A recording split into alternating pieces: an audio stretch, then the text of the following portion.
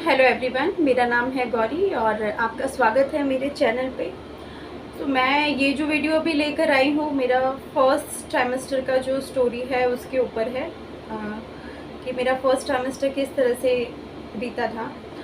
और जैसे कि मैंने अपना लास्ट वीडियो जो शेयर किया था, अपना अल्ट्रासाउंड का अपडेट जो मेरा था 7 मंथ का, उसमें मैंने आपसे डिस्कस किया था कि मुझे प्लेसेंटा प्रीविया था, तो जिस वजह से मुझे ब्लीडिंग हुई थी और वो मैंने किस तरीके से ठीक किया।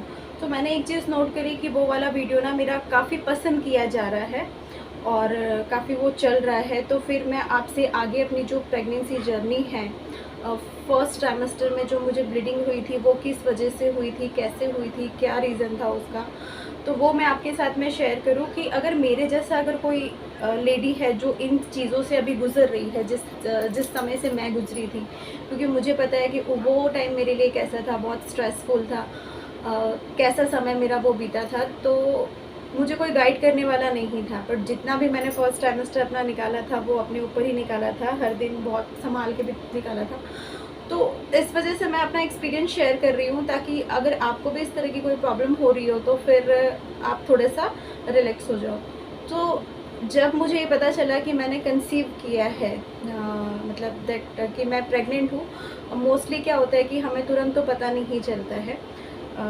1 मंथ के बाद जब मुझे ये पता चला कि हाँ, मैं मतलब मैंने कंसीव किया है और मैं प्रेग्नेंट हूँ, तो मेरे साथ ऐसा हुआ कि भगवान ने एक खुशखबरी मुझे दी और उसके साथ में उन्होंने एक उतना ही दुख वाला पल भी दिया था कि जब मुझे ये पता चला मैं प्रेग्नेंट हूँ, और उसी समय मेरे फादर की डेथ हो गई थी जब मेरा 2nd मंथ स्टार्टिंग था। इट मीन्स कि 8th वीक जो मेरा स्टार्टिंग था, 2nd मंथ में मेरे फादर एक्सपायर हो गए। तो मैं यहाँ पे, मेरा जो ससुराल है वो गुड़गांव है, मैं गुड़गांव में रहती हूँ, और जो मेरा मायका है वो है अहमदाबाद।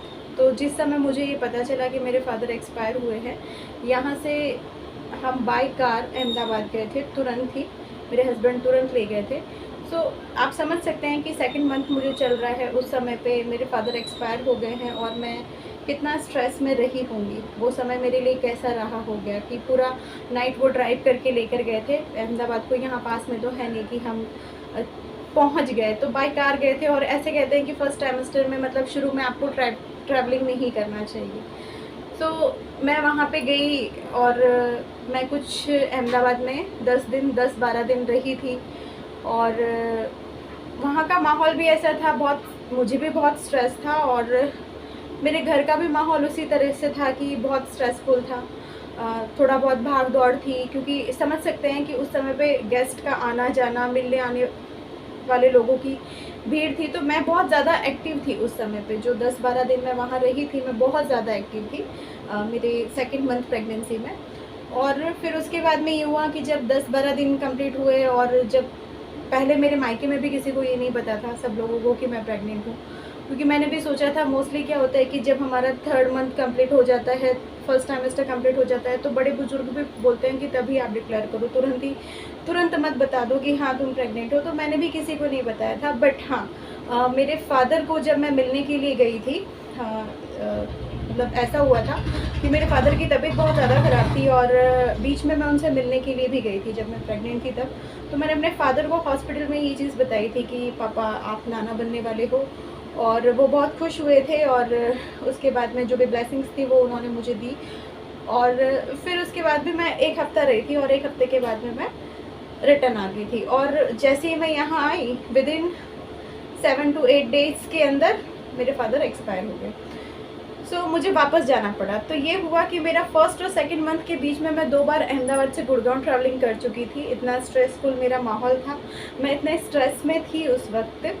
और जब 12 दिन कंप्लीट हुए वहाँ अहमदाबाद में, तो फिर मेरे जो रिलेटिव्स थे उन्होंने कहा कि नहीं, अभी तुम्हारी ऐसी हालत है तो तुम यहाँ ज़्यादा दिन तक मत रहो, अब तुम अपने घर जाओ, क्योंकि यहाँ का माहौल ठीक नहीं है, स्ट्रेस वाला है काफ़ी, और तुम्हें थोड़ा रिलैक्स की ज़रूरत है।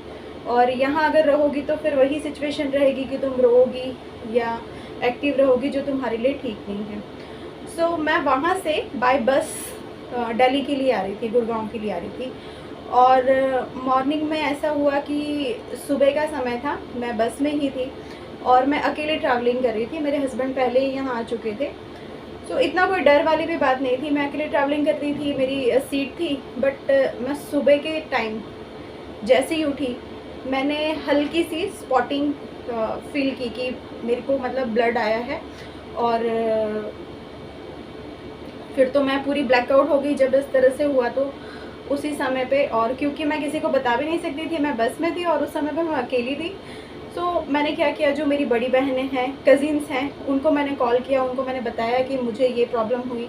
मैंने मेरे हस्बैंड को कॉल किया अर्ली मॉर्निंग 6 o'clock, और उन्होंने मुझे ऐसा बोला कि तुम आओ, मैं लेने आ ही रहा हूँ तुम्हें। वो मुझे इफ़को चौक लेने के लिए आ रहे थे, तो उन्होंने कहा कि मैं तुम्हें लेने के लिए आ रहा हूँ और फिर हम तुरंत डॉक्टर के पास चलेंगे। तो उस समय पे जो मेरी कज़िन्स थी, मेरी बहन थी, वो ऑलरेडी मैरिड थी, उनको बच्चे थे। तो उन्होंने जो मुझे सजेशन दिए थे वो ये दिए थे कि तुम अपने पिल्लो के नीचे, अपने पैर के नीचे पिलो लगा लो या बैग वगैरह हो वो लगा लो, और ज़्यादा मूव मत करो, हिलना डुलना नहीं। क्योंकि बस क्या करती है, उछलती है। बस का काम, बस उछलती है, जैसे ही गड्ढे आएंगे कुछ भी आएगा तो उस पर कंट्रोल तो है नहीं। तो मैंने वही फॉलो किया। उसके बाद में ये हुआ कि जब मैं यहाँ आई गुड़गांव जब मैं पहुँची इफ़को चौक, और मेरे हस्बैंड मुझे लेने के लिए आए थे, तो उस समय जो टाइम हो रहा था 8 बज रही थी, सुबह के 8 बज रही थी। 22 मार्च, मुझे डेट भी अच्छे से याद है, 22 मार्च का दिन था और सुबह के 8 बज रहे थे। हम 2 डॉक्टर के पास में गए, 2 क्लिनिक में हम गए, और दोनों ही क्लिनिक पे गायनिक अवेलेबल नहीं थे, क्योंकि मॉर्निंग का टाइम था। एक क्लिनिक में ये हुआ कि है ना वो छुट्टी पे है, और दूसरे क्लिनिक में ये हुआ कि वो 10 या 11 बजे के करीब आएंगे। और मैं बहुत बेचैन हो चुकी थी, क्योंकि मैं समझ नहीं पा रही थी कि क्या हो रहा है मेरे साथ में।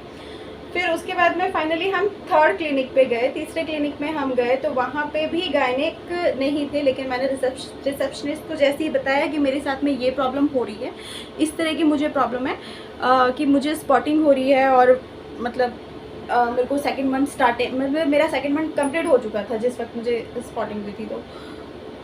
तो रिसेप्शनिस्ट ने मुझे एक डॉक्टर के पास में रेकमेंड किया। मैं डॉक्टर के पास में गई और उनको मैंने बताया, तो उन्होंने मुझे एक अल्ट्रासाउंड लिख के दिया चेक करने के लिए। और फिर अल्ट्रासाउंड के लिए हम गए। सो जो अल्ट्रासाउंड के लिए भी मुझे जाना था, तो वो 2nd फ्लोर पे जाना था, और मैं सीढ़ियाँ चढ़ के स्टेयर्स चढ़ के मैं जा रही थी। जैसे कि मैं आपको बता सकती हूँ कि मुझे ऑलरेडी स्पॉटिंग हो चुकी है, और उसके बाद भी मैं इतना मूव कर रही हूँ। सो उस बीच मुझे वापस से स्पॉटिंग हो गई, और फिर उसके बाद तो मेरे दिल की धड़कन इतनी तेज़ हो गई कि मुझे नहीं समझ में आ रहा था कि क्या है, भगवान आखिर क्या करना चाहता है मेरे साथ में। फाइनली मेरा स्कैन हुआ। जब हम स्कैन के लिए गए, तो वहाँ पर भी काफ़ी रश था। मैंने उनको कहा कि प्लीज़ मैडम आप थोड़ा जल्दी कर दीजिए, तो उन्होंने कहा कि नहीं मैम, आपको वेट करना पड़ेगा, आपसे पहले जो लोग हैं पहले उनका होगा। फिर मैंने उनको अपनी प्रॉब्लम बताई कि देखिए मुझे स्पॉटिंग हो रहा है, और अगर आप जल्दी कर देंगे तो मैं भी शायद अगर मेरे हाथ में कुछ होगा तो मैं उसे बचा सकूँगी। सो उन्होंने मेरी प्रॉब्लम को समझा, और फिर उन्होंने मुझे रेडियोलॉजिस्ट के पास भेजा सोनोग्राफी के लिए। और जब मेरा स्कैन हुआ 2nd मंथ में, जब मेरा 3rd मंथ स्टार्ट हो गया था, मे बी वो 9th वीक स्टार्ट था मेरा, जब मेरा स्कैन हुआ, और लेडी डॉक्टर थी, मैंने उनसे पूछा कि क्या मतलब, जो मेरे मुंह से पहला जो वर्ड निकला था वो ये था कि मेरा बच्चा ठीक है। तो उन्होंने कहा कि हाँ आपका बच्चा ठीक है, बच्चे के आसपास भी किसी तरह का कोई ब्लीडिंग नहीं है। तो फिर मैंने आगे पूछा कि मुझे ब्लीडिंग किस वजह से हुई। तो फिर उन्होंने, ऑफ कोर्स वो रेडियोलॉजिस्ट है, तो उन्होंने मुझे ये सजेस्ट किया कि देखिए अब बाकी का जो डिस्कशन है वो आप अपने डॉक्टर से पूछिएगा। फिर उसके बाद में मैंने अल्ट्रासाउंड का रिपोर्ट लिया। मैं सिर्फ इतने में ही मैं बहुत रिलैक्स थी कि भगवान ने अभी मुझे एक मौका और दिया है उसे बचाने का। हम डॉक्टर के पास गए, डॉक्टर को मैंने बताया, डॉक्टर ने मेरा रिपोर्ट देखा, और उन्होंने जो मुझे ये बताया, तो उन्होंने मुझे ये बताया था कि आपका प्लेसेंटा जो है वो नीचे की तरफ बन रहा है, और बच्चे के ऊपर बहुत ज़्यादा स्ट्रेस आया है, तो आपको कम्प्लीटली बेड रेस्ट करना है। कंप्लीट आप बेड रेस्ट पे करेंगे, आपको मतलब कुछ भी मूव नहीं करना है। उस समय पे भी यही था कि मैंने डॉक्टर को ये कहा कि मैं मतलब अकेली रहती हूँ, शायद मेरे लिए मैनेज करना मतलब मैं पूरा दिन 7 डेज़ का बेड रेस्ट मुझे बोला था, तो मैंने कहा कि मैं पूरा 7 डेज़ तो मैं बेड रेस्ट कर सकूँ, ये पॉसिबल नहीं है मेरे लिए। लेकिन फिर भी डॉक्टर ने कहा कि आप इसे मजाक में ले रही हो, आपके बच्चे के ऊपर स्ट्रेस आया है। फिर मुझे इतना याद है कि मैं घर आई थी और मैंने 2 डेज़ कंप्लीट बेड रेस्ट किया था, कंप्लीट। मैं नहाई भी नहीं थी क्योंकि मैं अहमदाबाद से ट्रैवलिंग करके आ रही थी।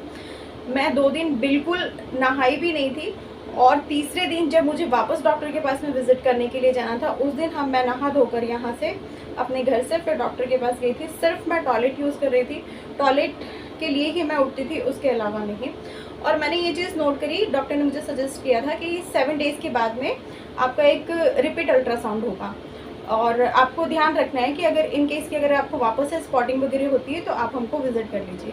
लेकिन भगवान का साथ था, और जैसे ही मैं घर आई मैंने बेड रेस्ट किया, और फिर मैंने एक चीज़ नोट किया कि हाँ, मुझे किसी तरह का कोई स्पॉटिंग वगैरह हुआ नहीं। 7 डेज़ मेरे जो थे वो ऐसे ही चले गए। हल्का फुल्का 2 डेज़ तो मैंने फुल बेड रेस्ट किया था, सिर्फ मैं टॉयलेट के लिए उठती थी। तीसरे दिन से ऐसा था कि हल्का फुल्का सा थोड़ा बॉडी को हिलाया था, जैसे बाहर थोड़ा सा चली गई, बट कोई काम नहीं है इस तरह का। 7 डेज़ तक कुछ खाना पीना बनाना ऐसा नहीं, हल्का फुल्का है कि कुछ था, इधर उधर कपड़े वगैरह रख दिए, बस उतना, उससे ज़्यादा और मैंने कुछ नहीं किया था। हाँ, और फिर ये था कि जैसे मैंने अपने इंट्रो ब्लॉग में आपसे शेयर किया था कि मैं एज ए टीचर जॉब करती थी पहले। तो मेरा जो जॉब छोड़ने का जो रीज़न था वो भी यही था कि फिर मुझे भगवान एक खुशी दे रहे थे, मैं उसे खोना नहीं चाहती थी। तो उस बीच फिर मैंने अपने स्कूल में बात की और ये बताया 7 डेज़ के बाद में कि मतलब मुझे इस तरह की प्रॉब्लम हुई है, और अब मैं शायद अपनी जॉब कंटिन्यू नहीं कर पाऊँगी। तो उन्होंने भी मतलब मुझे सपोर्ट किया, और फिर उसके बाद में मैंने अपनी जॉब लेफ़्ट की। फिर धीरे धीरे करके मेरा फर्स्ट सेमेस्टर कंप्लीट हुआ, देन मेरा सेकंड सेमेस्टर कंप्लीट हुआ। 1 बाय 1 जो स्कैन वगैरह थे वो हमने करवाया। जो रिपीट स्कैन हुआ था मेरा ब्रीडिंग के बाद में, जो रिपीट स्कैन हुआ था वो मेरा 12th वीक में हुआ था, जिसे एंटी स्कैन बोलते हैं, जिसमें प्लेसेंटा की पोजीशन पता चली थी। तो अगेन प्लेसेंटा की जो पोजीशन थी वो नीचे की तरफ ही थी। देन डॉक्टर ने फिर बोला था कि आपको हैवी वर्क नहीं करना है एंड बैंड नहीं करना है, उसका मैंने एक सेपरेट वीडियो बनाया हुआ है, तो प्लीज़ आप देख लीजिएगा। और फिर उसके बाद में मेरा जो 5th मंथ का स्कैन हुआ, 5th मंथ के स्कैन में अगेन मेरे साथ में वही प्रॉब्लम आई, हल्की फुल्की सी। देन जो 7th मंथ का भी जो लास्ट मैंने अपडेट दिया था आपको कि मेरा क्या सिचुएशन थी, तो उस सिचुएशन में जो आया था तो ये था कि अभी मेरा प्लेसेंटा फार अवे है, और अभी मेरा 3rd ट्राइमेस्टर चल रहा है, 7th वीक वो मेरा कंप्लीट होने वाला है। एंड होप सो अगर आप भी मेरे जैसे इस तरह से स्ट्रेसफुल माहौल से अगर आप गुजरे हैं, तो देखिए मैं आपको एक सजेशन दूंगी कि जिसका आना इस दुनिया में तय है, भगवान ने अगर वो आपको दिया है, अपनी मर्ज़ी से अगर दिया है, तो उसकी रखवाली वो खुद ही करेंगे। अगर वो दुख देते हैं, जैसे मेरे लिए उस समय पे आप समझ सकते हैं कि मैंने मेरे फादर को खोया था, तो मेरी क्या स्थिति रही होगी। लेकिन मुझे भगवान ने इतनी हिम्मत दी, तो आप भी हिम्मत रखिए कि अगर इस तरह की सिचुएशन आपके साथ में होती है तो थोड़ा सा खुद पे विश्वास रखिए, और भगवान सब ठीक करेंगे। तो अगर आपको मेरी ये वीडियो अच्छी लगे तो प्लीज़ इसे लाइक कीजिएगा, सब्सक्राइब कीजिएगा। सो मैं इसी तरह से अपने चैनल पे अपनी प्रेगनेंसी की जर्नी जो है वो शेयर कर रही हूँ। अगर आपको पसंद करे तो प्लीज़ उसे, अगर आपको पसंद आए तो प्लीज़ आप उसे देखिए और मुझे ऐसे ही मोटिवेट